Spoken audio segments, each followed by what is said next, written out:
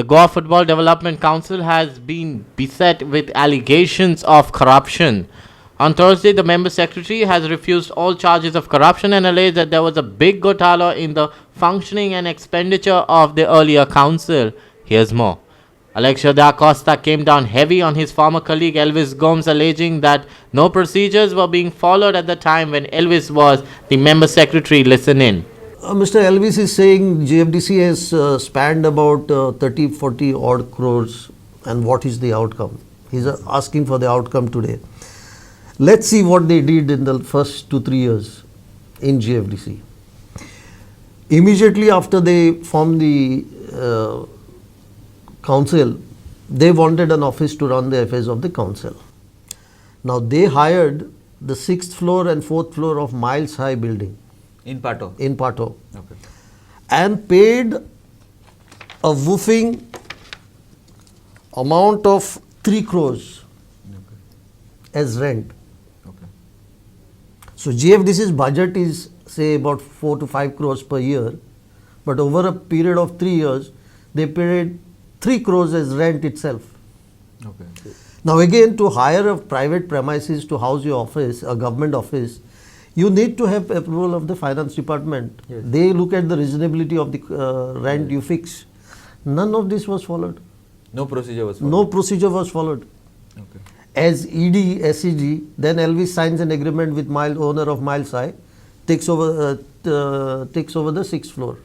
At what rent? They mutually agreed by them. Government doesn't know anything about this. Okay. Then after that, office was established. They have a ceiling on the upper ceiling on the cost of the Limit, vehicle. yes. Now for a chairman, then upper limit was 10 lakhs. No approval was taken from the finance department, and a vehicle was purchased for 13.6 lakhs. Okay.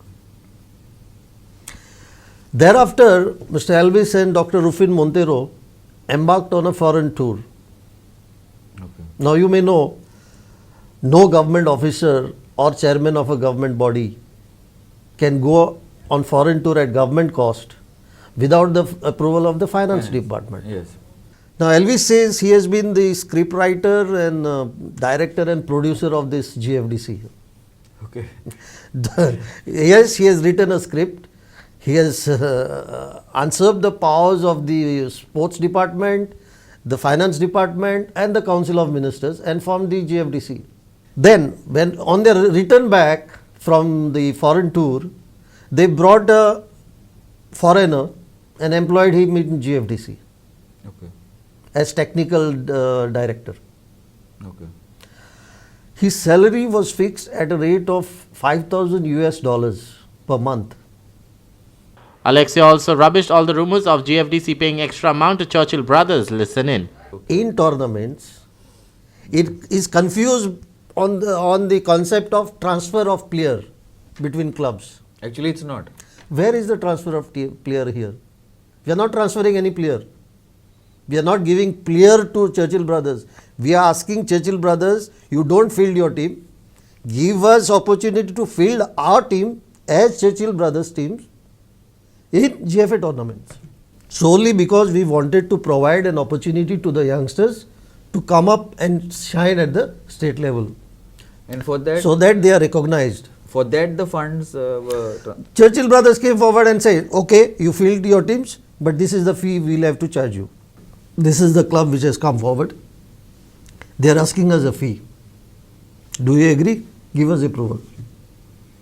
So we took approval from finance department to pay fee to Churchill Brothers. Okay. Finance has examined it, seen the reasonability of the fee which Churchill has charged and given us permission, and we have paid. So there is no hanky-panky in tie-up with Churchill Brothers. This followed the procedures. That's what We you're followed the procedures. It's very transparent. saying. Okay.